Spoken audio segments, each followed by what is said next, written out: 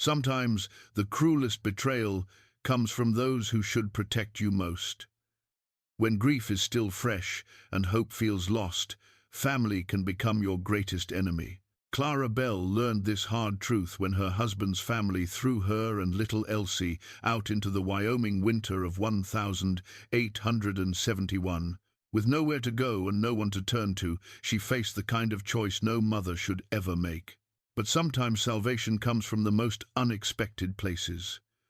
Silas Creed was a wealthy cattle baron who had given up on people long ago. Yet when he found Clara and her daughter near frozen on his land, something stirred in his hardened heart. What he didn't expect was how saving them might just save himself. But when Clara's cruel family returns to claim what they once discarded, will Silas fight for the only real family he's ever known? Before we jump back in, tell us where you're tuning in from, and if this story touches you, make sure you're subscribed, because tomorrow I've saved something extra special for you. The Wyoming Territory in December of 1871 was no place for the weak or foolish. Snow fell in sheets across the endless expanse of prairie, transforming the landscape into a white desert where a man could lose himself for days and never find his way home. The wind carried a bite that could freeze a soul solid, and the silence stretched so far it seemed to swallow hope itself. Silas Creed knew this country like a preacher knows his Bible. He'd carved his empire from this unforgiving land, building the largest cattle operation between Cheyenne and the Montana border. His ranch house stood like a fortress against the elements, solid timber and stone, built to last generations. The barn could shelter 300 head of cattle, and his corrals stretched for acres. By any measure, Silas Creed was the richest man for 200 miles in any direction. Yet wealth couldn't fill the hollow spaces in a man's chest. At 43, Silas had the weathered look of someone who'd seen too much and said too little. His hands were calloused from honest work, despite having enough money to hire others for the labor. His dark hair showed silver at the temples, and his blue eyes held the kind of distant sadness that comes from carrying regrets too heavy to set down. Every evening, he sat alone at a dining table built for 12, eating meals prepared by his housekeeper while the wind rattled the windows and reminded him of just how alone a rich man could be. The leather journal he kept in his desk drawer told a story he'd never shared with another living soul. Pages filled with careful script detailed not his business dealings or cattle counts, but the ghosts that haunted his conscience. The family he'd lost to his own ambition, the chances he'd let slip away while chasing fortune, the debt he owed to a world that had given him everything except peace. 3 days before Christmas, Silas was checking fence lines along his southern border when he spotted something that didn't belong in the white wilderness. At first, he thought it might be an injured animal, a dark shape moving slowly against the snow. But as he urged his horse closer, the shape resolved into something that made his blood run cold. A woman, barely upright, struggled through knee-deep snow with a small child clinging to her back. They moved with the desperate, stumbling gait of people who had reached the end of their strength but refused to stop. The woman's dark coat was thin and inadequate against the bitter cold, and the child, a little girl, he realized wore layers of fabric that looked more like rags than proper winter clothing. Silas didn't hesitate. He'd seen death stalking the prairie before, and these two were walking straight into its embrace. "Ma'am," he called out, spurring his horse forward. The woman looked up at the sound of his voice, and Silas saw something in her face that hit him like a physical blow. Not just exhaustion or fear, but a bone-deep weariness that spoke of losses too great to bear. She was young, maybe 25, with auburn hair escaping from beneath a threadbare shawl and green eyes that held equal measures of desperation and fierce determination. The little girl on her back couldn't have been more than 4 years old. Her face was pale with cold, her lips tinged blue, but she clung to her mother with the trust that only children possess. "Please," the woman whispered as Silas dismounted. Her voice was barely audible above the wind. "My daughter, she needs warmth. I can pay." She fumbled in her coat with shaking hands, producing a simple gold wedding band. "It's all I have, but—" Silas held up a hand to stop her. "Keep your ring, ma'am. No payment needed." He shrugged out of his heavy coat and wrapped it around both mother and child. "Can you ride?" The woman nodded, though Silas could see the effort it took to remain standing. He lifted the little girl first, settling her in the saddle, then helped the woman mount behind her. The child's eyes were wide and solemn, and when Silas met her gaze, she whispered, "Mama said angels would help us." Something twisted in Silas's chest. "Well, I'm no angel, little one, but I've got a warm house and hot food waiting." He led the horse on foot, setting a careful pace through the snow. The woman, Clara, she'd told him when he'd asked, remained silent during the trek, but he could feel her watching him, studying him perhaps, trying to determine what kind of man had found them in their darkest hour. The ranch house appeared through the swirling snow like something from a dream. Lamplight glowed in the windows, and smoke rose from the chimney in a steady column. To Clara's eyes, it must have looked like salvation itself. Silas's housekeeper, Mrs. Henderson, took one look at the bedraggled pair and sprang into action. She was a practical woman in her 50s who'd been running the Creed household for nearly a decade. Within minutes, she had Clara and the little girl Elsie. Her name was wrapped in warm blankets and seated by the fire with bowls of beef stew warming their frozen hands. "Mercy's sake," Mrs. Henderson clucked as she bustled around the kitchen. "What were you thinking, traveling in this weather? Don't you know this country can kill the unprepared?" Clara's voice, when she finally spoke, carried the refined accent of someone who'd known better days. "We had little choice, ma'am. Sometimes moving forward is the only option left." Silas found himself studying Clara as she fed spoonfuls of stew to her daughter. Even exhausted and travel-worn, there was an elegance to her movements, a quiet dignity that spoke of good breeding. Her hands, though rough from hard work, were graceful. Her clothes, though patched and faded, had been well made once. "Where were you headed?" he asked gently. Clara's hands stilled. "West, California, perhaps. Somewhere we could start fresh." She lifted her chin with a pride that reminded Silas of a wounded animal trying not to show weakness. "We're not asking for charity, Mr. Creed. If you could spare some supplies, food, perhaps a warmer coat for Elsie, I'll find a way to repay you." "Mrs. Bell," Silas said, and Clara startled at his use of her married name. He'd noticed the pale band of skin on her ring finger where a wedding band had recently rested. "When did you lose your husband?" Tears gathered in Clara's eyes, though she refused to let them fall. 2 months ago. Pneumonia took him quick." Her voice dropped to barely above a whisper. "His family, they said I wasn't worthy of their name, that Elsie and I were burdens they couldn't afford to keep." The simple cruelty of it struck Silas like a blow. He'd known hardship, but he'd never experienced the particular brand of betrayal that came from family turning their backs when support was needed most. "And they turned you out?" "In winter." Clara's silence was answer enough. Silas felt something stir in his chest, an old anger mixed with a protectiveness he hadn't felt in years. He looked at little Elsie, who had fallen asleep against her mother's shoulder, and made a decision that would change all their lives. "You'll stay here," he said quietly, "through the winter at least. Spring's a better time for traveling, and this country's no place for a woman and child alone." Clara's eyes widened. "Mr. Creed, we couldn't impose. It's not an imposition." Silas's voice carried the quiet authority of a man accustomed to having his word obeyed. "Mrs. Henderson could use help with the household, and I could use the company. This house was built for a family, Mrs. Bell. It's been empty too long." As if summoned by his words, Mrs. Henderson appeared with an armload of warm quilts.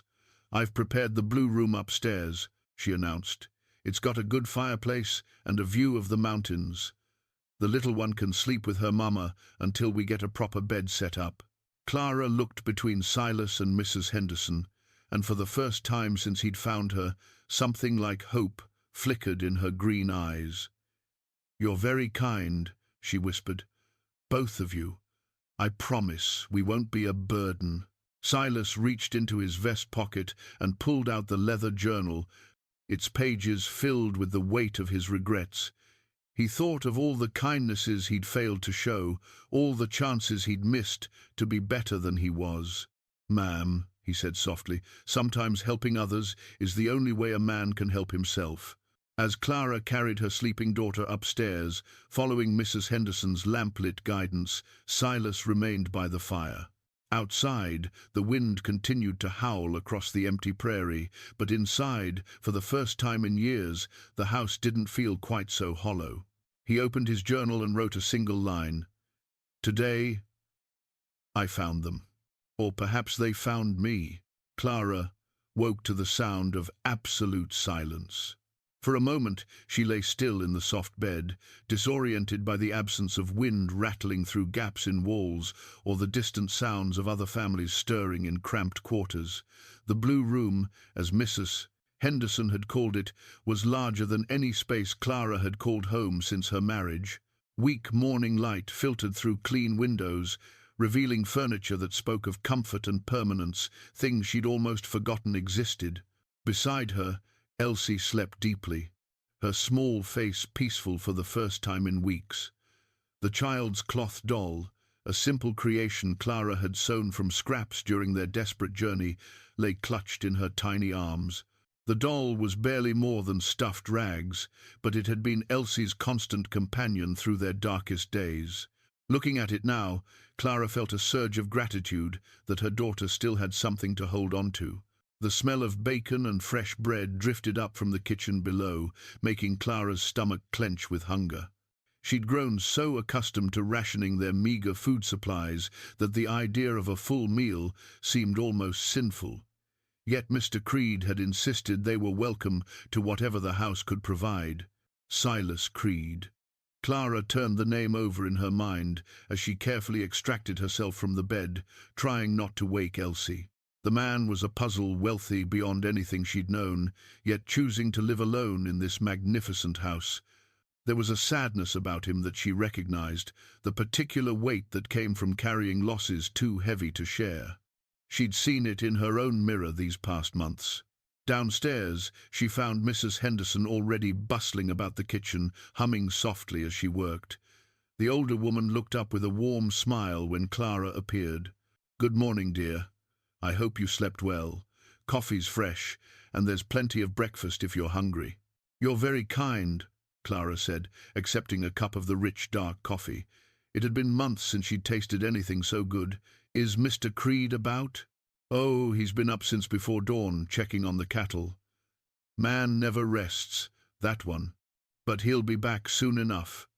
Mrs. Henderson's expression grew thoughtful. "Can I speak plainly, Mrs. Bell?" Clara nodded, wrapping her hands around the warm cup. "Mr. Creed's a good man, but he's been alone too long. This house needs life in it, laughter, conversation, the sound of people who care about each other. You and that sweet child of yours, you're already bringing something back that's been missing for years."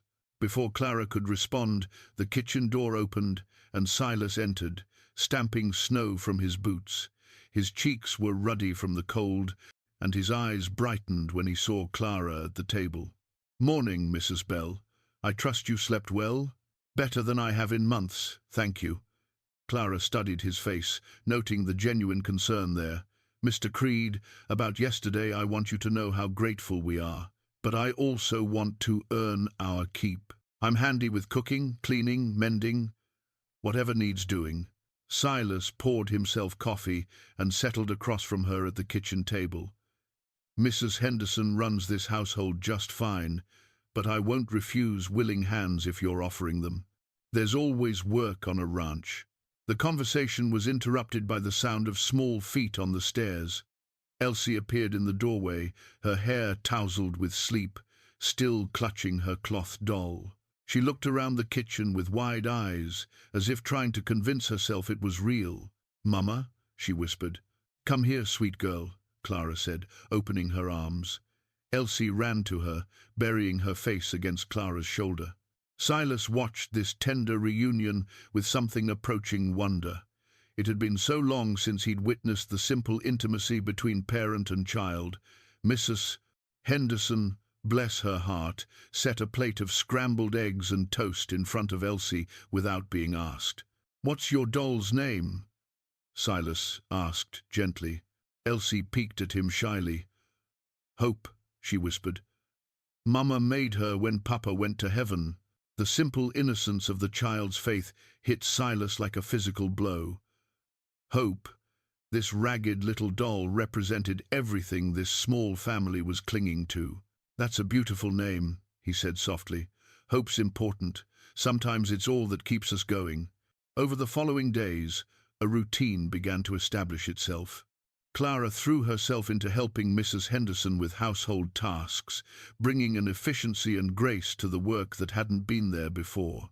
She mended clothes with stitches so fine they were nearly invisible, cooked meals that filled the house with warmth and wonderful smells, and gradually began to transform the sterile perfection of Silas's home into something that felt alive.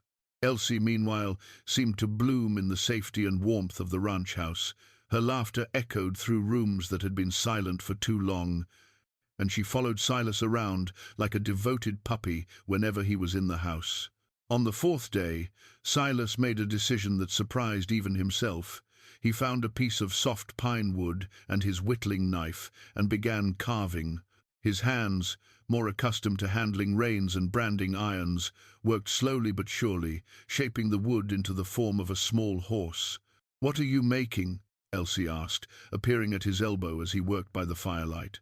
"A friend for Hope," Silas replied, holding up the partially carved figure. "Every doll needs a horse, don't you think?" Elsie's face lit up with pure joy. "If your mama says it's all right." Clara, who had been quietly mending by the fire, looked up at them both. The sight of this gruff, wealthy man patiently carving a toy for her daughter stirred something deep in her chest, a feeling she'd thought buried with her husband. "I think Hope would love a horse," she said softly. That evening, as they sat around the dinner table, Clara and Elsie no longer eating in the kitchen, but joining Silas in the formal dining room, at his insistence, the conversation flowed easier than it had since their arrival. "Tell me about your husband," Silas said gently, as Mrs. Henderson cleared their plates. It was the first time he'd asked directly about Clara's past. Clara was quiet for a long moment, her fingers absently turning the wedding ring she wore on a chain around her neck. "Thomas was a good man, kind, gentle. He worked as a clerk in his father's general store back in Missouri. We didn't have much, but we were happy." Her voice grew soft with memory. "He used to say that happiness wasn't about what you owned, but who you shared it with." "Wise man," Silas murmured. "When he got sick, pneumonia came on so fast, his family blamed me. Said I should have called the doctor sooner, should have done more. After he died, they told me I was a burden they couldn't afford. That Elsie wasn't really family since she was just a girl." Clara's voice hardened. "They gave us 3 days to pack what we could carry and get out." The casual cruelty of it left Silas speechless. He'd known hard men, selfish men, but the idea of turning out a grieving widow and her child was beyond his understanding. "Where were you planning to go?" he asked. "California, maybe. I have a cousin there who might take us in. Or Oregon Territory. I heard there are opportunities for people willing to work hard." Clara lifted her chin with that familiar pride. "We'd have made our way somehow." Silas looked across the table at this remarkable woman who'd faced such betrayal, yet refused to let it break her spirit. Then he looked at little Elsie, drowsing contentedly in her chair, the wooden horse he'd carved, resting in her lap alongside her precious doll. "Mrs. Bell," he said quietly, "what if I told you that you don't have to keep running, that there might be a place for you here permanently?" Clara's green eyes searched his face, looking for the trap, the conditions that would make such generosity impossible to accept. "Mr. Creed, we couldn't. Hear me out. Silas said, leaning forward slightly. This ranch needs a woman's touch. Mrs. Henderson's getting on in years, though she'd box my ears for saying so. And Elsie, well, she's brought something to this house that's been missing too long. Joy, hope, the sound of a child's laughter. He paused, choosing his words carefully. I'm not talking about charity, Mrs. Bell. I'm talking about partnership. You'd earn your keep, have your own income, your own security. Elsie could grow up safe, educated. She could have a real home. Clara felt tears prick her eyes. It was everything she'd dreamed of during those dark nights on the trail. Safety, stability, a future for her daughter. But there was something else in Silas's offer, something that both thrilled and terrified her. "And what would you get from such an arrangement?" she asked quietly. Silas was silent for a long moment, staring into the fire. When he spoke, his voice was barely above a whisper. "A family," he said. "Something I thought I'd lost forever." The words hung in the air between them, heavy with possibility and hope. Outside, the Wyoming wind continued to howl across the prairie, but inside the ranch house, three people who'd been alone too long began to understand that sometimes the best families are the ones you choose. The proposal hung in the air like smoke from the fireplace, curling around them with both promise and uncertainty.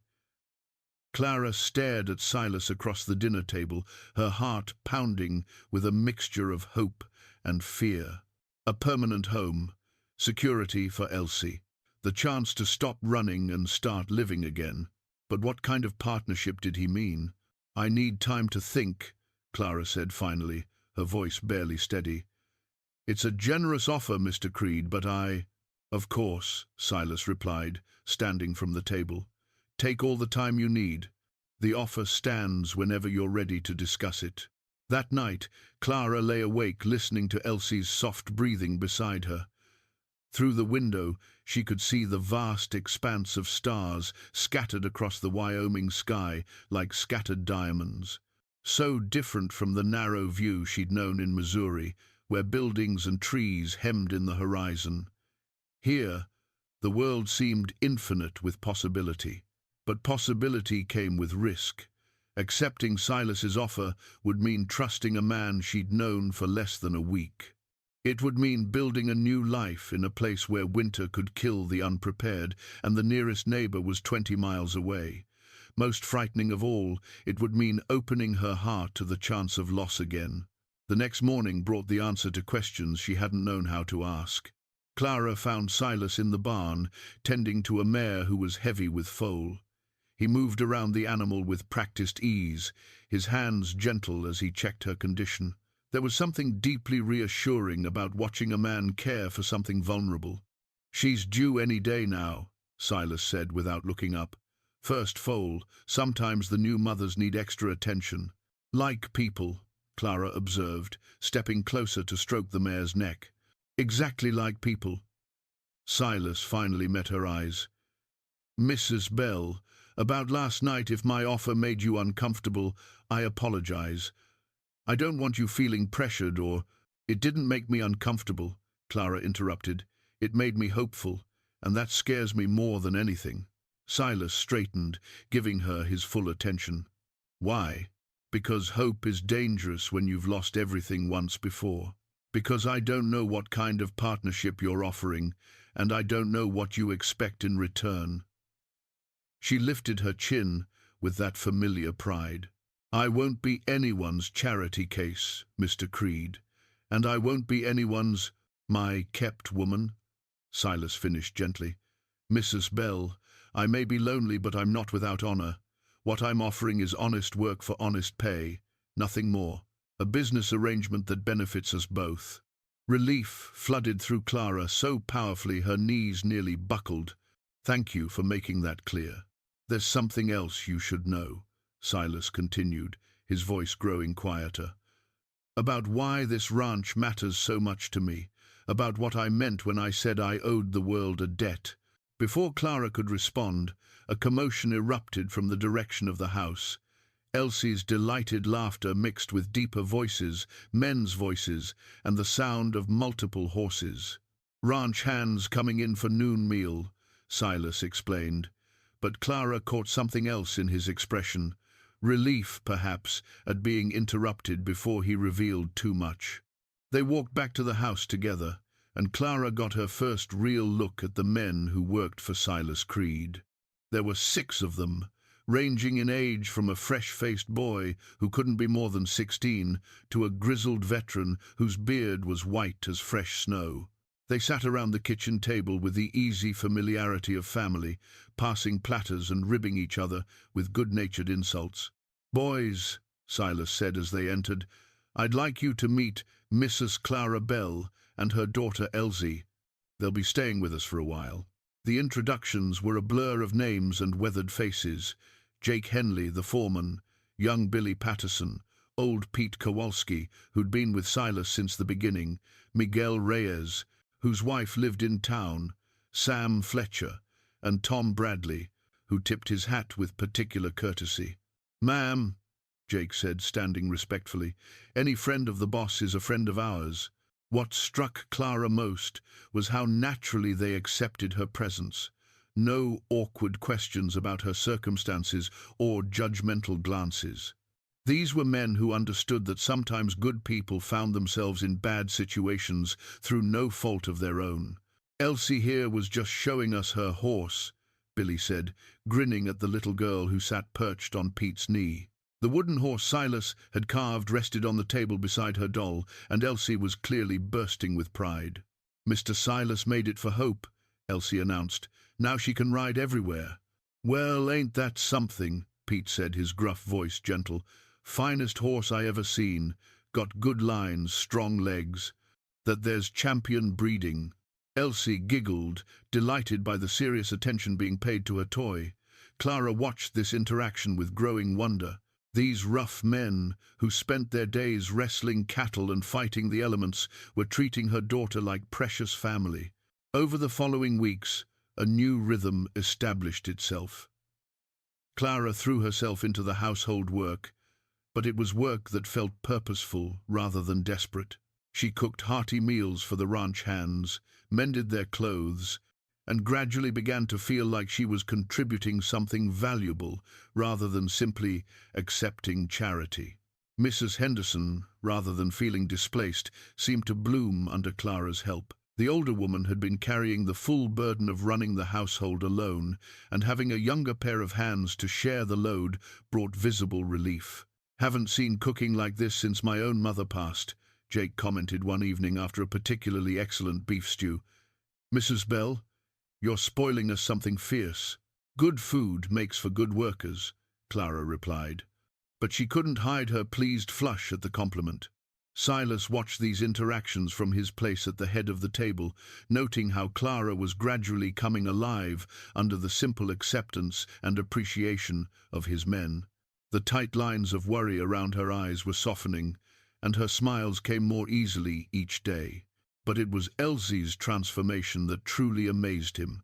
The shy, the solemn child who'd arrived clinging to her mother was becoming a bright spark of energy, who chatted constantly and found wonder in everything, from the barn cats to the way snow crystals caught the morning light. "Uncle Silas," she said one evening, the title slipping out so naturally that everyone at the table went quiet. "Will you teach me to ride a real horse someday?" Silas felt his throat tighten at the casual endearment. When had he become Uncle Silas? When had this child decided he was worthy of such trust? "When you're a little older," he said gently. "But I promise I will. And will you teach me to rope cattle like Jake? If your mama says it's all right." Clara, who'd been listening to this exchange with a mixture of joy and trepidation, found herself nodding. "I think that would be fine." Later that evening, after Elsie had been tucked into bed with her wooden horse and doll, Clara found Silas on the front porch, despite the bitter cold. He stood looking out at his land, his breath forming clouds in the freezing air. "She's never had a father figure," Clara said quietly, wrapping a shawl around her shoulders.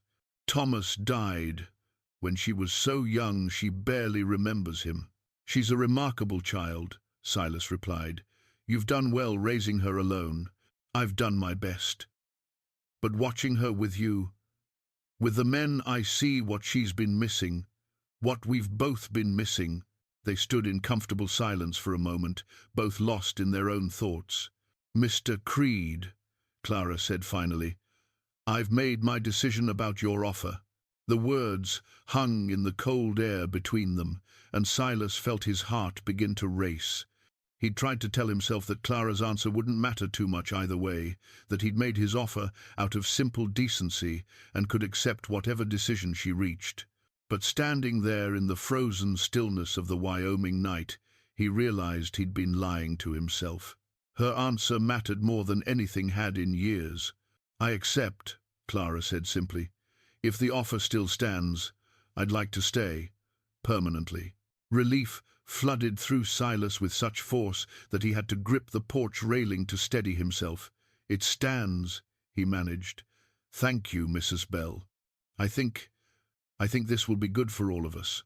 "There's something I need to tell you first," Clara continued, her voice dropping to barely above a whisper. "About why Thomas's family really turned us out. It wasn't just about money or burden." Silas waited, sensing the weight of whatever confession was coming.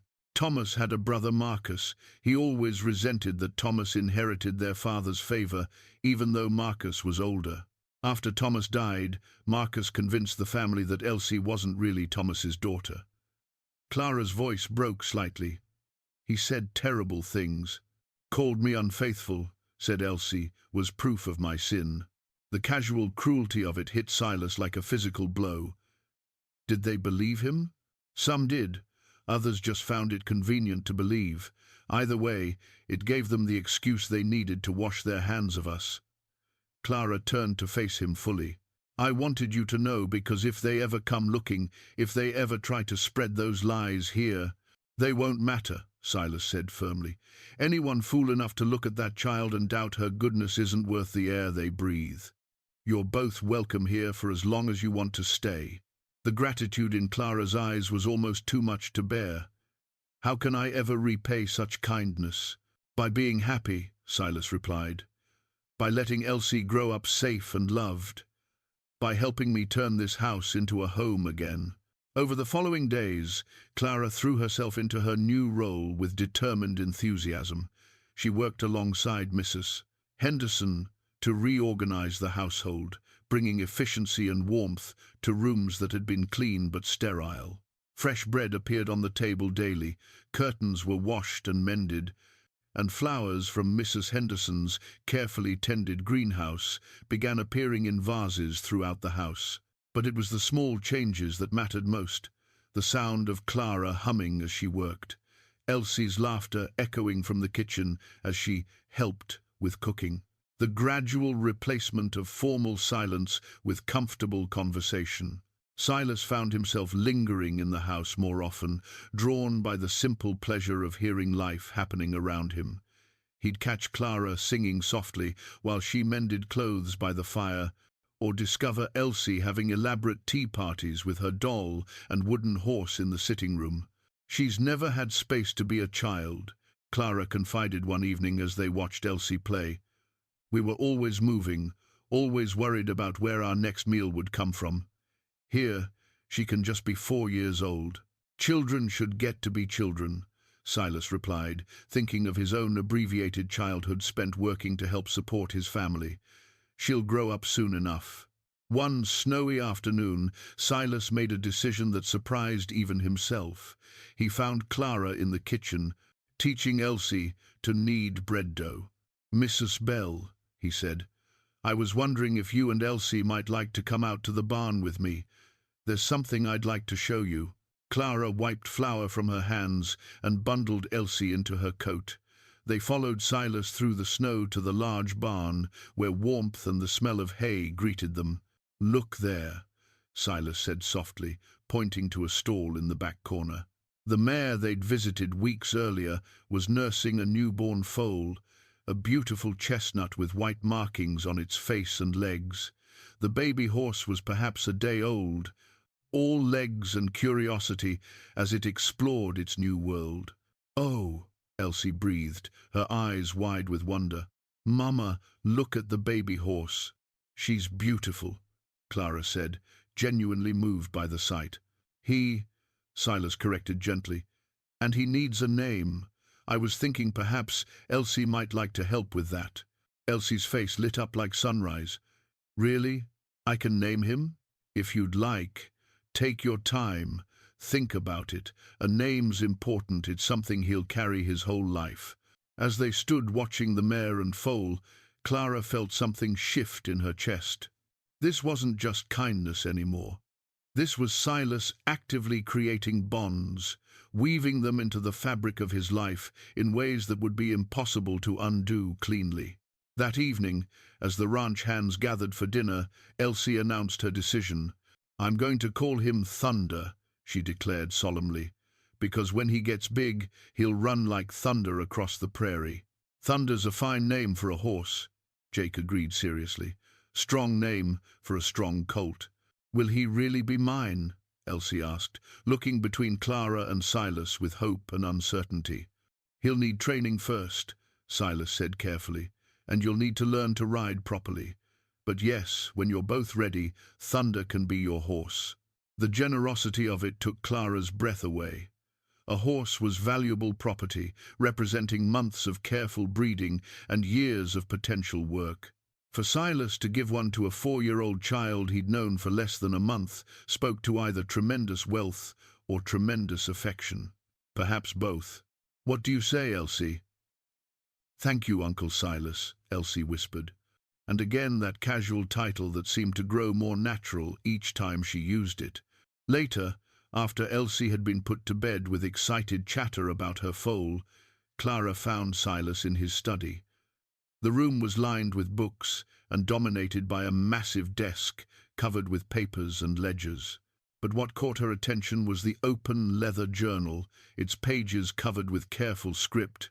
"I'm sorry," she said, starting to back away. "I didn't mean to intrude." "It's all right," Silas said, closing the journal gently. "I was just writing about today, about Thunder and Elsie's joy. Sometimes important moments deserve to be remembered." "You keep a diary?" "Of sorts. Mostly just thoughts, regrets, things I wish I'd done differently." He set the journal aside and gestured to a chair. "Please, sit. There's something I'd like to discuss." Clara settled herself, noting the serious tone in his voice. "I want to make our arrangement official," Silas continued. "Legal papers, proper contracts.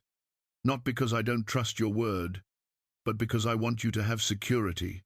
Something in writing that can't be taken away if something happens to me." The practical implications of what he was suggesting hit Clara immediately. Legal security meant true independence. It meant she'd never again be dependent on family goodwill or masculine charity. "What kind of arrangement?" she asked carefully. "Partnership in the household management, with a yearly salary, guardian rights for Elsie if needed, a permanent place here regardless of circumstances." Silas paused. "And I'd like to set up an account for Elsie's future, education, dowry when she's older, whatever she might need." Clara felt tears prick her eyes. Such generosity went far beyond simple kindness. This was Silas actively choosing to bind his future to theirs, creating legal obligations that would protect them even if his feelings changed. "Why?" she whispered. "Why would you do so much for strangers?"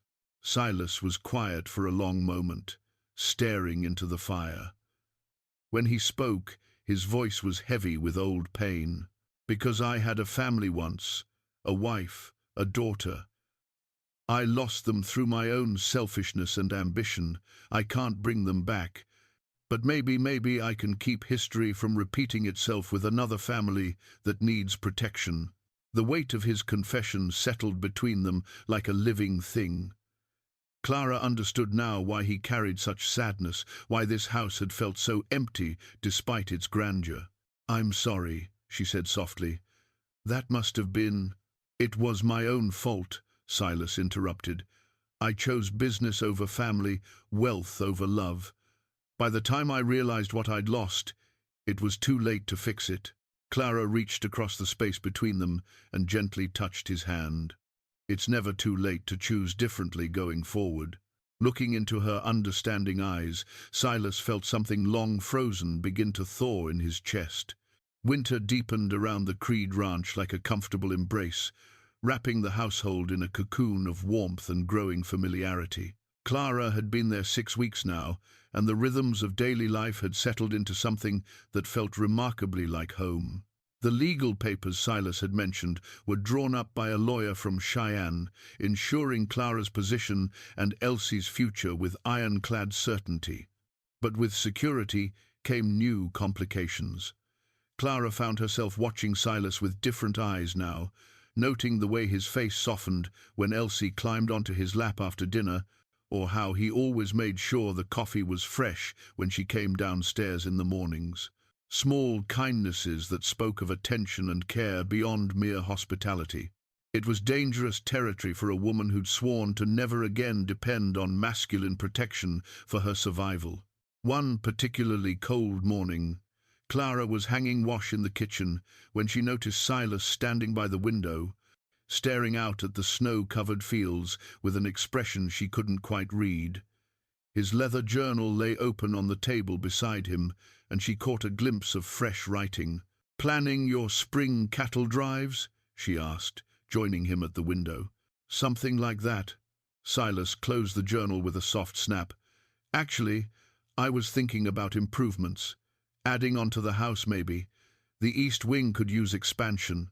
Clara studied his profile, noting the careful way he wasn't meeting her eyes. "More room for what? A proper nursery, perhaps. And Elsie will need her own room as she gets older. A girl should have space for her things, privacy to grow up properly." The casual mention of future plans that included them sent a flutter of both joy and anxiety through Clara's chest. Silas was thinking in years, not months. He was planning a life that included her and Elsie not as temporary guests, but as permanent family. "That's very thoughtful," she said carefully, "but perhaps we should see how this winter goes before making such significant plans." Silas finally turned to look at her, his blue eyes holding a warmth that made her breath catch. "Mrs. Bell, I think you should know this isn't an experiment for me. Having you and Elsie here, it's changed everything. This house feels alive again." Before Clara could respond, a commotion erupted from upstairs. Elsie's voice, high and distressed, called for her mama. Clara rushed toward the stairs with Silas close behind. They found Elsie in the blue room, tears streaming down her face as she clutched her cloth doll. Hope's fabric arm had torn, and stuffing was leaking onto the floor. "Mama, Hope is hurt," Elsie sobbed. "I was playing, and she got caught on the bed frame, and now she's broken." Clara knelt beside her daughter, examining the damage. The seam had pulled apart completely, and the carefully preserved doll, Elsie's constant companion through their darkest days, looked beyond simple repair. "Oh, sweetheart," Clara murmured, her heart breaking at her daughter's distress. The doll represented so much more than a toy. It was security, comfort, a tangible link to the love that had sustained them through loss. "Can you fix her, Mama? Please?" Clara looked at the torn fabric and realized with sinking certainty that Hope couldn't be mended. The material was too worn, the damage too extensive. But how could she tell her 4-year-old daughter that sometimes things broke so badly they couldn't be repaired? "Let me see," Silas said quietly, kneeling beside them. He took the damaged doll with gentle hands, examining the tear with the same careful attention he'd give to valuable tack or injured livestock. "The stuffing can be replaced," he said thoughtfully, "and I might be able to patch this tear. But she'll need some new fabric, something strong enough to last." "I have some material," Clara offered. "Scraps from mending. We could—" "Actually," Silas interrupted, "I have a better idea. There's a trunk upstairs in the room that used to be—" He paused, his voice catching slightly. "There's material there. Good fabric, meant for a little girl's dresses. It's been sitting unused for years. Maybe it's time it served its purpose." Clara understood immediately. Fabric meant for his daughter, the child he'd lost. The generosity of offering such precious remnants took her breath away. "Are you sure?" she asked softly. "More than sure. Come with me." They climbed to the third floor, to rooms Clara hadn't explored. Silas led them to a door that clearly hadn't been opened in years. Inside was a child's room, perfectly preserved but covered in dust. A small bed with carved headboard, shelves lined with books and toys, and in the corner a cedar trunk. Elsie's tears stopped as she stared around the room in wonder. "Whose room was this, Uncle Silas?" "It belonged to a little girl named Mary," Silas said quietly. "She would have been about your age if things had been different." He opened the trunk, revealing layers of carefully preserved fabric, beautiful cottons and soft wools, clearly purchased with love and never used. At the very bottom lay a child's quilt, embroidered with flowers and butterflies. "This room's been empty too long," Silas continued, lifting out a piece of sky-blue cotton printed with tiny white flowers. "Perfect for Hope's new dress, don't you think?" Elsie nodded solemnly, seeming to understand the significance of what was happening, even if she couldn't articulate it. Over the next 2 hours, Clara worked carefully to repair Hope, while Elsie watched anxiously. Silas helped, his large hands surprisingly deft with needle and thread. Together, they not only mended the tear, but created an entirely new outfit for the doll, a proper dress with tiny buttons and even a miniature petticoat. "She's beautiful," Elsie breathed when they finished. Hope looked transformed, her new blue dress making her seem almost real. "Thank you, Mama. Thank you, Uncle Silas. Why don't you show Hope her new dress in the mirror?" Clara suggested, wanting a moment alone with Silas. After Elsie had run off with her restored treasure, Clara touched Silas's arm gently. "That was an extraordinary kindness. Using Mary's fabric, it must have been difficult." "It felt right," Silas replied. "That material was bought with love, meant to bring joy to a child. What better purpose could it serve?" Clara studied his face, seeing both old pain and new peace there. "Would you tell me about them? Mary and your wife?" Silas was quiet for so long, Clara thought he might not answer. When he finally spoke, his voice was heavy with regret. "Elizabeth was the prettiest girl in Denver when I married her. I was nobody then. Just a ranch hand with big dreams and small prospects. She believed in me when nobody else would." He touched the edge of the trunk, his fingers tracing the wood grain. "Mary came along 2 years later. Bright as sunshine, curious about everything. She had Elizabeth's laugh.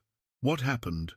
I got ambitious, started buying land, building the herd, making deals that kept me away for weeks at a time. I told myself I was building something for them, but really, I was building something for me. When the fever came through diphtheria, I was in California closing a cattle deal." Clara felt her heart clench with sympathy. "Oh, Silas, they died alone while I was making myself rich.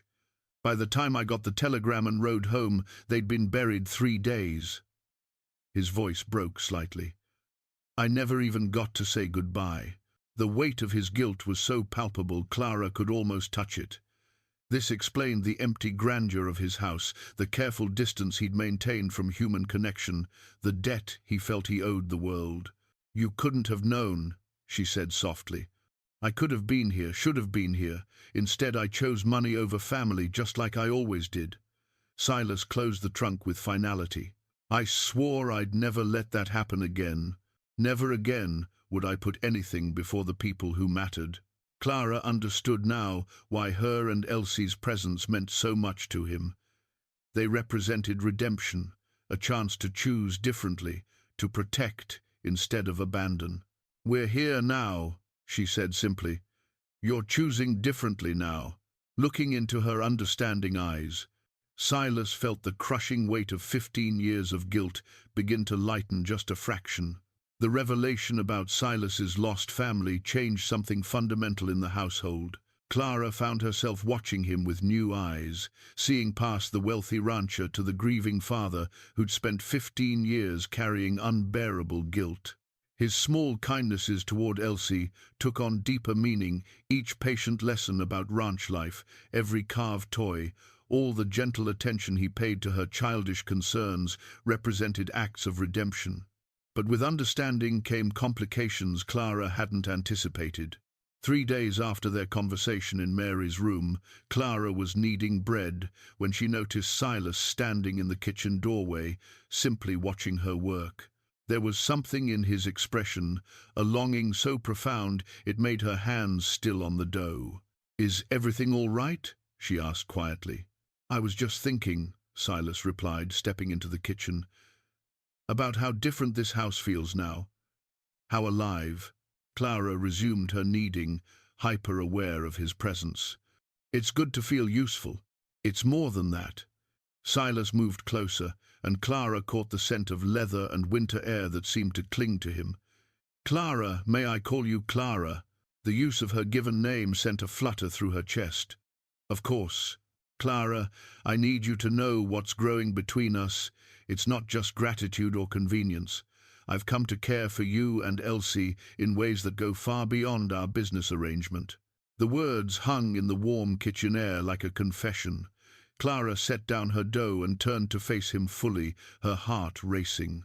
"Silas," she began, then stopped. What could she say? That she'd noticed the way he looked at her? That she'd begun thinking of him not as her employer, but as something much more dangerous to her carefully guarded independence? "I don't expect anything," Silas continued quickly. "I know you've built walls for good reasons. I just wanted you to understand my feelings for you are real." Before Clara could respond, the kitchen door burst open and Elsie bounded in, her cheeks red with cold and her eyes bright with excitement. "Mama, Uncle Silas, come see Thunder. He's running in the snow." The moment shattered, but Clara caught Silas's eye and saw understanding there. They would finish this conversation, but not now. Not with little ears listening. Over the following days, an undercurrent of tension ran through their interactions. Not unpleasant tension, but the awareness that something significant had shifted between them. Clara found herself noticing details she'd tried to ignore: the way Silas's hair curled slightly at his collar, how his hands moved with unconscious grace as he worked, the rare but devastating effect of his genuine smile. Mrs. Henderson, with the perceptiveness of someone who'd spent decades managing households, certainly noticed the change. "That man's been alone too long," she observed one afternoon as she and Clara prepared dinner. "Never seen him look at anyone the way he looks at you." Mrs. Henderson: "Oh, don't mind me, dear. I'm just saying it's good to see him remembering what happiness looks like. You're good for each other." Clara felt heat rise in her cheeks. "We have an arrangement, a business partnership." Mrs. Henderson replied with a knowing smile. "If you say so." That evening, after Elsie had been tucked into bed with her restored doll and wooden horse, Clara found herself restless. She wandered through the house, noting how much it had changed since her arrival. Fresh flowers graced the tables, children's drawings decorated the kitchen walls, and the formal dining room had become a place of laughter and conversation rather than silent meals. She ended up in the sitting room, where Silas sat reading by the fire. He looked up when she entered, setting aside his book. "Can't sleep?" he asked gently. "Too much to think about." Clara settled in the chair across from him, noting how natural this felt, two people sharing companionable evening silence. "About what I said in the kitchen?" Clara nodded. "Among other things. Silas, you have to understand I've built my entire sense of safety around not needing anyone, not depending on masculine protection or provision. The idea of caring for someone again, it terrifies me." "I understand that fear," Silas replied. "After Elizabeth and Mary died, I swore I'd never again risk loving someone I could lose. But Clara, what kind of life is that? What's the point of survival without connection?" "It's safe and empty." They sat in silence for a moment, both lost in their own thoughts. Finally, Clara spoke again. "When Thomas died, his family didn't just turn us out. They made sure everyone in town knew their version of the story. By the time we left Missouri, I couldn't walk down the street without seeing judgment in every face. People I'd known for years suddenly couldn't meet my eyes. Silas felt anger rise in his chest at the casual cruelty she'd endured. Their opinions say nothing about you and everything about them, perhaps. But once you've been branded with shame, it follows you. I can't go through that again. I won't subject Elsie to it. What if I told you that wouldn't happen here? That my word carries enough weight in this territory to protect you from gossip and judgment? Clara looked at him sharply. Are you asking? I'm saying that if you ever decided you wanted more than a business arrangement, I'd be honored to give you my name. Legal protection, social standing, security that no one could take away. Silas leaned forward slightly. But only if you wanted it. Not out of gratitude or necessity, but because you chose it. The proposal, for that's what it was, even unspoken, hit Clara like a physical force. Marriage to Silas would solve every practical problem she faced. It would give Elsie legitimacy, security, a father figure who clearly adored her. It would provide Clara with the kind of protection and status that could shield them from the world's harshness. But it would also mean surrendering the independence she'd fought so hard to build. I need time, she whispered. Of course, as much as you need. And I need to know, what would you expect? What kind of marriage? Silas was quiet for a long moment. The kind Elizabeth and I had, before I became so consumed with building an empire. Partnership, companionship, shared joys and sorrows. Love, if it comes naturally. And if it doesn't come naturally, then friendship and respect, shared commitment to giving Elsie the best life possible. I've learned the hard way that a house full of wealth means nothing without people to share it with. Clara stared into the fire, her mind spinning. The practical part of her catalogued the benefits, security, legitimacy, protection. But her heart whispered something more dangerous, that she was already halfway in love with this complicated, generous man who'd given them salvation when they needed it most. There's something else, she said finally. If we were to consider such an arrangement, I'd want more children. I always imagined Elsie having brothers and sisters. The longing in Silas's eyes was answer enough. I'd like that very much. Then I'll think about it. Seriously consider it. That's all I can ask. As Clara made her way upstairs, she caught sight of herself in the hallway mirror. For the first time in months, the woman looking back at her didn't appear hollow with grief or tight with worry. She looked like someone who was remembering what hope felt like. In her room, Elsie slept peacefully, clutching hope in her newly mended dress. The sight of her daughter's innocent trust made Clara's decision feel both more urgent and more terrifying. Whatever choice she made would shape not just her own future, but Elsie's as well. Clara had been wrestling with Silas's proposal for 3 days when the sound of approaching horses shattered the winter stillness. It was early afternoon, and she was teaching Elsie to embroider by the sitting-room window when she spotted the riders, 4 men on horseback, moving with the determined purpose of people who'd traveled a long distance with a specific destination in mind. Something cold settled in her stomach as she recognized the lead rider, Marcus Bell. Thomas's older brother, the man who'd orchestrated their exile from Missouri with his poisonous accusations and cruel manipulations. "Mama!" Elsie sensed her mother's sudden tension. "Who are those men?" Clara's hands shook as she set aside her needlework. "Go find Mrs. Henderson in the kitchen, sweetheart. Stay with her until I come get you." "But, Mama." "Now, Elsie, please." Elsie scampered away, leaving Clara alone to watch her worst nightmare approach the house. She'd always known this moment might come, that Thomas's family might eventually decide they'd made a mistake in discarding her and Elsie. But she'd hoped distance and time would be protection enough. By the time the riders reached the front porch, Silas had emerged from the barn with Jake and 2 other ranch hands. Clara watched through the window as Marcus dismounted, his expensive coat and city bearing marking him as an outsider in this rough country. The three men with him looked like hired help, not ranch hands, but the kind of men who solved problems with violence when necessary. Clara forced herself to walk to the front door, arriving just as Marcus raised his hand to knock. "Hello, Marcus," she said, opening the door before he could announce himself. Marcus Bell was a soft man who'd never done hard work in his life. Where Thomas had been gentle and kind, Marcus was cruel and petty.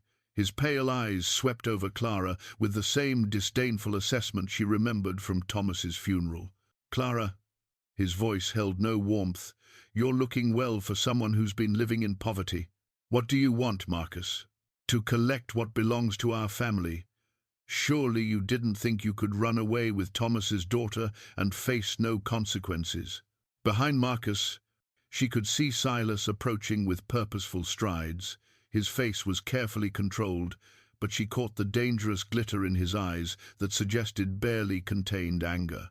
"Gentlemen," Silas said as he reached the porch, his voice carrying the quiet authority of a man accustomed to command.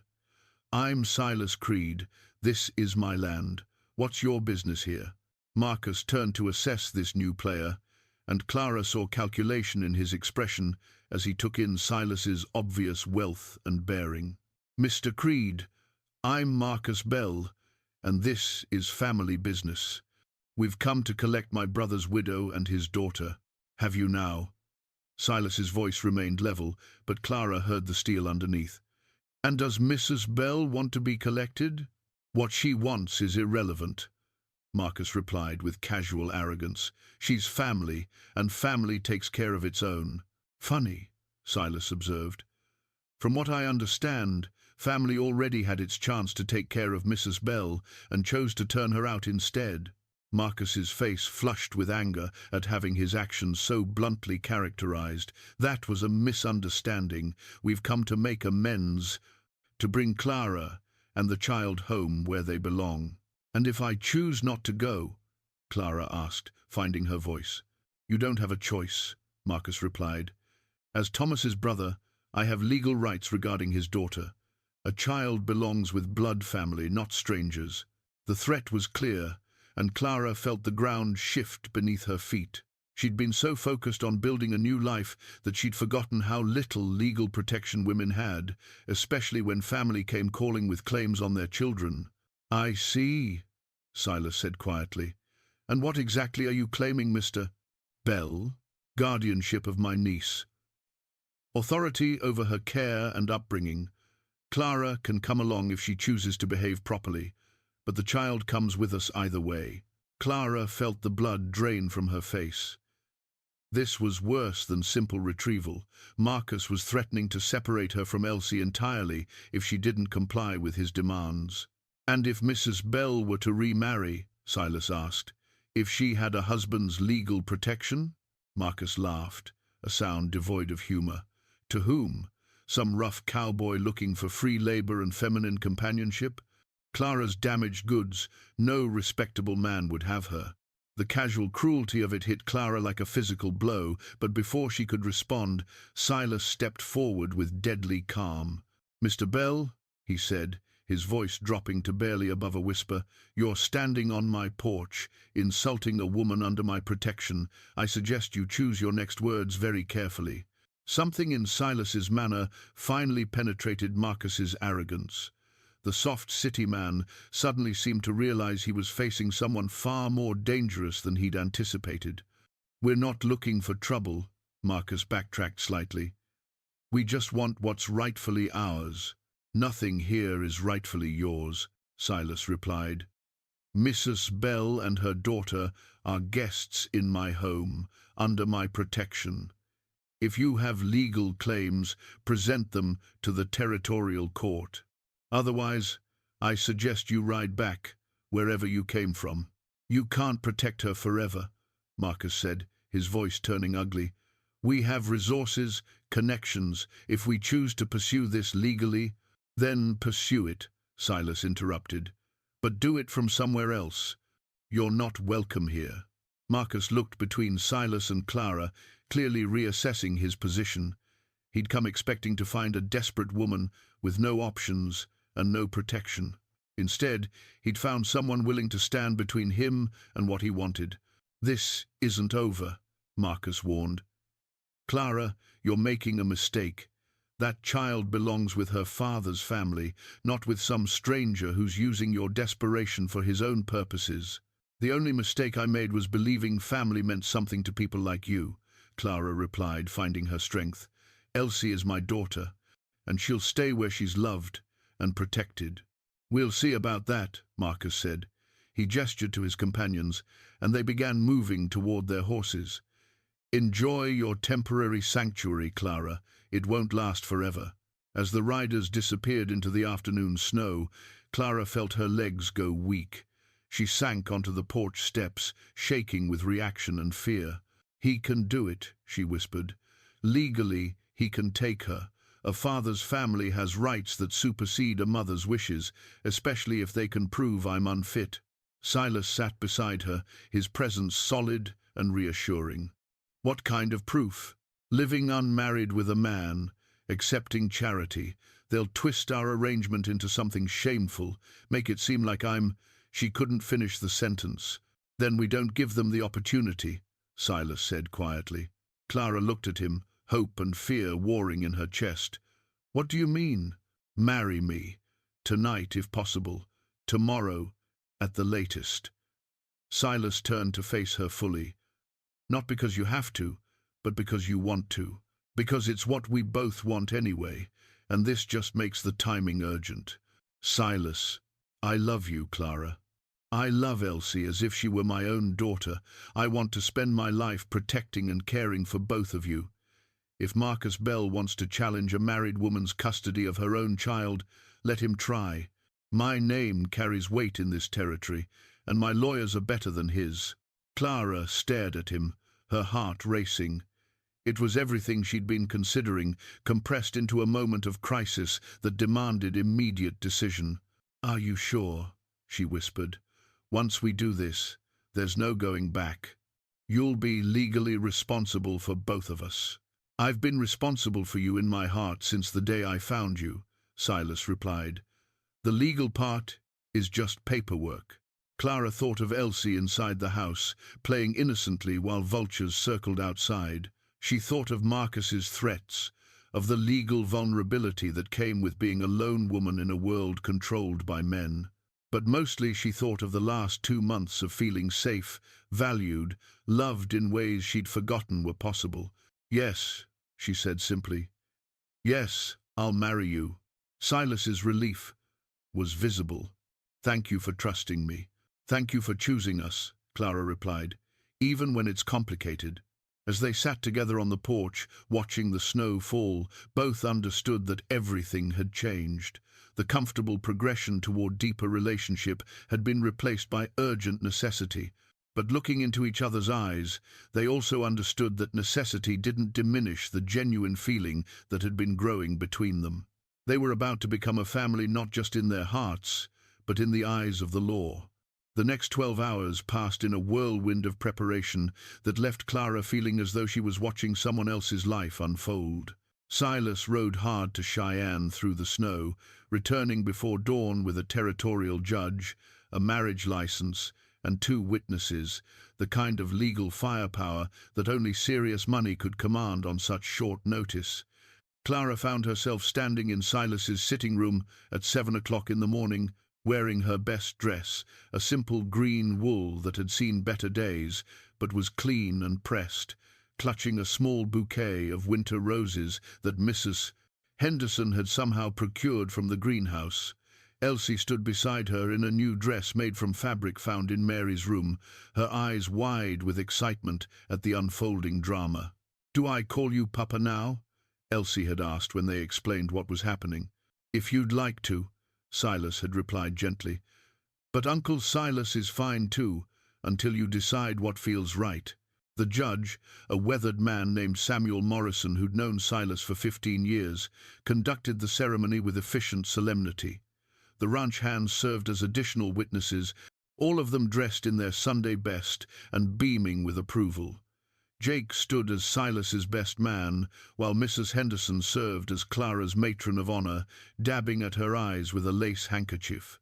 "Do you, Silas Creed, take Clara Bell to be your lawfully wedded wife, to have and to hold in sickness and health, for richer or poorer, as long as you both shall live?" "I do." "Do you, Clara Bell, take Silas Creed to be your lawfully wedded husband, to have and to hold in sickness and health, for richer or poorer, as long as you both shall live?" Clara hesitated for just a moment, not from doubt, but from the magnitude of the moment. She was about to become Clara Creed, with all the protection and obligation that name carried. More than that, she was choosing love over fear, partnership over independence, hope over the safe isolation she'd built around her heart. "I do," she said clearly. "By the power vested in me, by the territory of Wyoming, I now pronounce you husband and wife. Mr. Creed, you may kiss your bride." The kiss was gentle, respectful, but Clara felt the promise in it, the commitment to the partnership they were creating together. When they separated, she saw tears in Silas's eyes that matched her own. "Welcome to the family, Mrs. Creed," he whispered. Mrs. Creed. Clara tried the name silently and found it fit better than she'd expected. The celebration that followed was warm but brief coffee and fresh biscuits in the kitchen, while the judge prepared the legal documents that would protect Clara's rights as both wife and mother. But even as they laughed and accepted congratulations from the ranch hands, Clara felt an undercurrent of tension that had nothing to do with wedding nerves. Marcus Bell wouldn't give up easily. Men like him didn't accept defeat gracefully, especially when their pride was involved. The marriage provided legal protection, but it also gave Marcus new ammunition. He could claim Clara had married hastily to avoid his legitimate family claims, that her new husband was somehow complicit in keeping Elsie from her rightful relatives. As if reading her thoughts, Judge Morrison approached her as she signed the marriage certificate. "Mrs. Creed," he said quietly, "Silas told me about your visitors yesterday. I want you to understand your legal position now that you're married." Clara nodded, grateful for his directness. "As a married woman, your husband now has legal authority over both you and any children from previous marriages. But more importantly, any challenge to your daughter's custody would have to prove that both you and Silas are unfit guardians. Given Silas's standing in this territory, that would be virtually impossible unless they could prove actual abuse or neglect." Relief flooded through Clara. "So Elsie is safe? Legally?" "Yes, but I'd advise caution. Family disputes can get ugly, especially when money and pride are involved. If these Bell relatives are determined to cause trouble, marriage alone might not be enough to discourage them." After the judge and witnesses departed, Clara found herself alone with Silas in the sitting room where they'd been married less than an hour before. The ranch hands had returned to work. Mrs. Henderson was cleaning up from the impromptu celebration, and Elsie was napping upstairs, exhausted from the excitement. "Any regrets?" Silas asked gently. "About marrying you?" "No." Clara smoothed her skirt nervously. "About the circumstances that forced our timeline?" "Yes. We could have taken longer, courted properly," Silas agreed. "But Clara, I want you to know this isn't just a marriage of convenience for me. What I said yesterday was true. I love you. I love Elsie. I want to build a real life together. Even though I come with complications, with people who might cause you trouble." Silas moved to the window, looking out at his land. "Do you know what I was thinking about during the ceremony?" Clara shook her head. "I was thinking about how quiet this house used to be, how I could go days without hearing another person's voice except for ranch business. How empty that felt, even when I told myself I preferred the solitude." He turned back to her. "Clara, you and Elsie didn't bring complications into my life. You brought life itself. If Marcus Bell wants to challenge that, he'll find I'm not the soft target he expects. The conviction in his voice sent a thrill of both gratitude and concern through Clara. "I don't want you hurt because of my past. And I don't want you hurt because of small-minded people who don't understand what family really means." Silas crossed to her, taking her hands in his larger ones. "We're in this together now. Whatever comes, we face it as a team." Their conversation was interrupted by the sound of horses approaching again. Clara felt her blood go cold. Surely Marcus wouldn't return so soon. But when she looked out the window, she saw different riders. 2 men in official-looking coats, moving with the measured pace of law enforcement rather than the aggressive urgency of yesterday's visitors. "Territorial marshals," Silas observed grimly. "That was faster than I expected." Clara felt panic rise in her throat. What do they want? Only one way to find out. Silas straightened his shoulders, and Clara caught a glimpse of the steel that had built his empire. "But whatever they're here for, remember you're Clara Creed now. You're under my protection, and in this territory, that means something." They met the marshals on the front porch. The older of the 2 men dismounted and approached with official courtesy. "Mr. Creed, ma'am, I'm Marshal Stevens, and this is Deputy Walsh. We're here on official business regarding a complaint filed in Cheyenne yesterday evening." "What kind of complaint?" Silas asked. "Kidnapping and unlawful detention of a minor child, specifically one Elsie Bell. The complaint was filed by Marcus Bell, claiming custody rights as the child's uncle and next of kin." Marshal Stevens consulted his notes. "We're here to investigate the allegations and ensure the child's welfare." Clara felt the world tilt sideways. Kidnapping. Marcus was claiming she'd kidnapped her own daughter. "I see," Silas said calmly. "And what exactly are you investigating?" "We need to speak with the child, verify her identity and circumstances. We also need to understand the living arrangements here and the relationship between all parties involved." "That's easily arranged," Silas replied. "But I should inform you that circumstances have changed since yesterday. Clara Bell is now my wife, legally married this morning, with proper documentation." Marshal Stevens raised an eyebrow. "This morning? Rather sudden, isn't it? When you find the right person, why wait?" Silas's voice held just the right note of romantic conviction. "I've been courting Clara for weeks. Yesterday's visit from her late husband's family simply provided the final encouragement we needed." Clara admired his ability to frame their hasty marriage as romantic impulse rather than legal desperation. But she could see skepticism in the marshal's eyes. "We'll still need to speak with everyone involved," Marshal Stevens said, "including the child." "Of course, but I trust you'll conduct your investigation with appropriate sensitivity. Elsie is only 4 years old, and she's been through considerable trauma already." As they prepared to face official scrutiny of their new family, Clara felt the weight of everything they'd built together hanging in the balance. The marshals seemed professional and fair, but they were also bound by law to investigate Marcus's claims thoroughly. Mrs. Henderson appeared in the doorway as if summoned, and Clara was grateful for the older woman's steady presence. "Shall I wake Elsie?" she asked quietly. "In a few minutes," Clara replied. "Let me talk to her first, prepare her." As she climbed the stairs to wake her daughter, Clara's mind raced. How do you explain to a 4-year-old that her uncle is trying to take her away? How do you prepare a child for questions from strangers who hold her fate in their hands? At the top of the stairs, she paused outside Elsie's door, gathering strength for what might be the most important conversation of their lives. Through the window at the end of the hall, she could see storm clouds gathering on the horizon, a fitting backdrop for the battle that was about to unfold. Inside the room, Elsie slept peacefully, her cloth doll Hope clutched in her arms, and the wooden horse Silas had carved resting on the pillow beside her.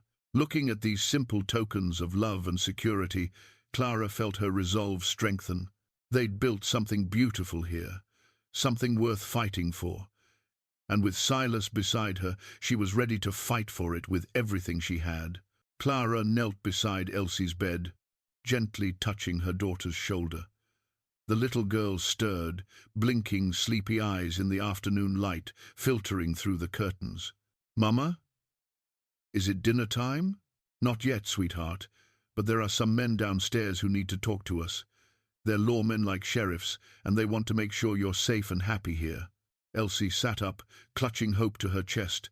Are they going to take us away? The innocent question hit Clara like a physical blow.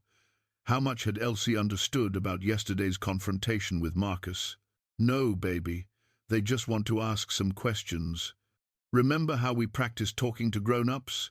How you should tell the truth and speak clearly?" Elsie nodded solemnly. "That's all you need to do. Tell them how you feel about living here, about Uncle Silas, about Mrs. Henderson.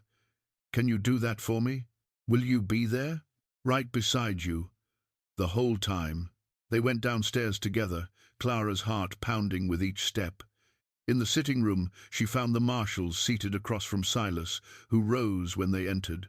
His calm presence steadied her nerves. "This must be Elsie," Marshal Stevens said kindly. "Hello, young lady. I'm Marshal Stevens, and this is Deputy Walsh. We just want to talk with you for a few minutes." Elsie pressed closer to Clara's side, but answered politely, "Hello." "What a pretty doll," the marshal observed, noting Hope in Elsie's arms. "What's her name?" "Hope. Mama made her when Papa went to heaven, but she got hurt, and Uncle Silas helped fix her." Elsie held up the doll to show off her new blue dress. "Uncle Silas did that?" "That was very kind. He carved me a horse too, and he's teaching me about thunder. That's my very own foal. When I'm bigger, I'm going to ride him all over the ranch." Clara watched the marshals exchange glances. Whatever they'd expected to find, it clearly wasn't a happy, well-cared-for child chattering excitedly about horses and adopted uncles. "Elsie," Marshal Stevens continued gently, "can you tell me about the men who came yesterday? Do you remember them?" Elsie's expression grew more serious. "Uncle Marcus came with some other men. He made Mama sad." "Did he hurt you, or your mama?" "No, but he talked mean. Uncle Silas told them to go away." "Were you scared?" Elsie considered this carefully. "A little, but Uncle Silas and Mama were there, so I knew I was safe." Deputy Walsh spoke for the first time. "Elsie, do you like living here?" "Oh, yes." Elsie's face lit up. "Mrs. Henderson makes the best cookies, and Uncle Silas is teaching me to whistle. And Jake lets me help feed the chickens. And there's so much room to play, and everyone is nice to me and Mama." "What about your Uncle Marcus? Did you know him before yesterday?" Elsie shook her head. "Mama said he was Papa's brother, but I never met him. He said I should come live with him, but I want to stay here. This is my home now." The simple declaration hung in the air. From the mouths of babes, Clara thought. Even a 4-year-old could see what Marcus refused to acknowledge, that love and care mattered more than blood relations. Marshal Stevens made some notes, then looked up at Clara. "Mrs. Creed, can you walk me through how you came to be here?" Clara took a breath and told the story: Thomas's death, his family's rejection, their desperate flight west, Silas finding them nearly frozen in the snow. She kept her voice steady and factual, letting the simple truth speak for itself. "And your marriage to Mr. Creed this morning?" "We'd been discussing it for weeks," Clara replied, staying close to Silas's earlier explanation. "Marcus's visit yesterday simply made it clear that waiting served no purpose." "I can show you the engagement ring," Silas interjected smoothly, producing a simple gold band from his pocket. "I'd been carrying it for days, waiting for the right moment to propose properly." Clara stared at the ring, genuinely surprised. When had he acquired it? The detail of his planning took her breath away. "May we see your marriage certificate?" Deputy Walsh asked. Silas produced the document, signed by Judge Morrison, and properly witnessed. Everything was legally impeccable. Marshal Stevens studied the papers, then looked around the comfortable sitting room, noting the children's drawings on the walls, the toys in the corner, the evidence of a well-run household. "I'll need to speak with your household staff as well," he said finally. "Of course, Mrs. Henderson has been my housekeeper for nearly 10 years. She can speak to the household arrangements." Over the next hour, the marshals interviewed Mrs. Henderson, Jake, and 2 other ranch hands. Each painted the same picture: a happy child, thriving in a loving environment, a woman who'd brought life and warmth to a previously empty house, a man who clearly cherished his new family. "One more question," Marshal Stevens said, as the interviews concluded. "Mr. Bell claims you've been living here unmarried for months, that there's been impropriety. Mrs. Henderson can attest that Clara and Elsie have had their own rooms since arrival," Silas replied calmly. "Our courtship has been entirely proper." Mrs. Henderson nodded firmly. "Mr. Creed is a gentleman, Marshal, always has been." Marshal Stevens closed his notebook. "Based on what I've seen today, I'll be reporting that the child is well cared for and clearly wishes to remain in her current situation. The marriage appears legitimate, and there's no evidence of coercion or impropriety." Clara felt her knees nearly buckle with relief, but Marshal Stevens wasn't finished. "However, Mr. Bell has retained a lawyer and is threatening court action. He claims there are irregularities in your husband's death certificate and questions about the child's parentage that need resolution." The words hit Clara like a slap. Marcus was dragging out his old accusations, using them as weapons in official proceedings. "What does that mean?" she asked. "It means this isn't over." The courtroom in Cheyenne was packed beyond capacity. Word had spread throughout the territory about the custody case that pitted blood family against chosen family, and it seemed everyone had an opinion about where a child belonged. Clara sat between Silas and their lawyer, Marcus Thornfield, a sharp-eyed man from Denver whom Silas had retained at considerable expense. Across the aisle, Marcus Bell sat with his attorney and what appeared to be half the Bell family from Missouri. They'd arrived in force, clearly intending to overwhelm any opposition with sheer numbers and righteous indignation. Judge Morrison presided over the proceedings, his weathered face giving nothing away as he reviewed the briefs both sides had submitted. Elsie was mercifully absent. Thornfield had argued successfully that a 4-year-old shouldn't be subjected to courtroom testimony, and the judge had agreed to conduct any necessary interviews in his chambers. "This court is called to order," Judge Morrison announced. "We're here to determine the custody of Elsie Bell, specifically to address the petition filed by Marcus Bell claiming guardianship rights as the child's uncle." Marcus Bell's attorney, a thin man named Pemberton, stood first. "Your Honor, this case is straightforward. Mr. Bell seeks custody of his deceased brother's child, who has been unlawfully removed from her rightful family by a woman of questionable character." Clara felt Silas tense beside her, but Thornfield remained calm. "The evidence will show," Pemberton continued, "that Clara Bell has engaged in immoral conduct, living unmarried with a man, and that her hasty marriage was clearly designed to circumvent legitimate family claims. Furthermore, we have reason to question whether the child in question is even a legitimate member of the Bell family." Murmurs rippled through the courtroom. Clara felt heat rise in her cheeks, but she forced herself to remain composed. "Mr. Thornfield," Judge Morrison invited. Their attorney rose smoothly. "Your Honor, this case represents nothing more than the vindictive actions of a family that callously abandoned a grieving widow and child, only to change their minds when it became clear that child had found happiness and security elsewhere. The evidence will show that Clara Creed legally married, and now Mrs. Silas Creed has provided exemplary care for her daughter, and that the Bell family's claims are based on malice rather than genuine concern for the child's welfare." The first witness called was Marcus Bell himself. Under direct examination, he painted a picture of a concerned family desperate to reunite with a lost child. "We made a mistake," he admitted with practiced remorse. "We were grieving Thomas's loss and didn't handle Clara's situation well. But family is family, Your Honor. Elsie belongs with her blood relatives.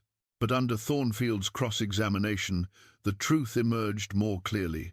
Mr. Bell, isn't it true that you personally ordered Mrs. Bell to leave your family's property within 3 days of your brother's funeral? We were all emotional. Yes or no, Mr. Bell? Did you give her 3 days to leave? Yes. But, and isn't it true that you publicly questioned the legitimacy of Elsie's birth? Marcus Bell's face flushed. I had concerns. Did you or did you not suggest that Elsie was not your brother's child? Ah, yes, but I was wrong about that. How convenient that you discovered your error only after learning that Mrs. Bell had found security and happiness elsewhere. The testimony continued for hours. Mrs. Henderson took the stand, describing in vivid detail Clara's exemplary care for Elsie and the transformation of the Creed household. Jake testified about seeing a happy child who called Silas uncle with genuine affection. Then Marshal Stevens testified about his investigation, confirming that he'd found no evidence of impropriety or neglect, only a well-cared-for child in a loving home. The turning point came when Thornfield called Dr. William Hayes, the physician who had attended Thomas Bell's death in Missouri. Doctor, you were present when Thomas Bell died of pneumonia. I was. In his final hours, did Mr. Bell express any wishes regarding his wife and daughter? Dr. Hayes glanced toward Marcus Bell before answering. He did. He specifically asked me to ensure that Clara and Elsie would be cared for. He was very worried about what would happen to them. Did he express any doubts about Elsie's parentage? Absolutely not. He spoke of her as his beloved daughter, worried about her future. Did anyone else hear these final wishes? Yes. Marcus Bell was present for part of the conversation. A hush fell over the courtroom. Marcus Bell had heard his brother's dying wishes and chosen to ignore them. But Pemberton wasn't finished. He called his final witness a private investigator who claimed to have uncovered irregularities in the timing of Elsie's birth relative to Thomas and Clara's marriage. The dates suggest the child was conceived before the marriage, the investigator testified. This raises questions about legitimacy.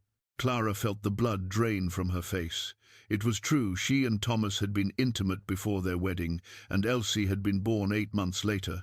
But the implication being drawn was false and devastating. Thornfield rose for cross-examination with deadly calm. Sir, are you suggesting that a child born 8 months after her parents' marriage is illegitimate? The timing raises questions. Are you a physician? No. But are you qualified to determine the gestation period of a pregnancy? I'm simply stating facts. The fact is that premature birth was common in 1867, particularly given the hardships of frontier life. The fact is that Thomas Bell acknowledged Elsie as his daughter without question. The fact is that your insinuations are based on prejudice, not evidence. Judge Morrison called a recess, and Clara found herself trembling in the hallway outside the courtroom. They're destroying my reputation, she whispered to Silas. Making me look like a woman who loved her husband before the law said she could, Silas replied firmly. Clara, half the people in this territory have similar stories. Thornfield knows what he's doing. When court reconvened, Judge Morrison's expression was grave. I've heard enough testimony to make my decision. Judge Morrison's weathered hands rested on the polished wood of his bench as he surveyed the packed courtroom.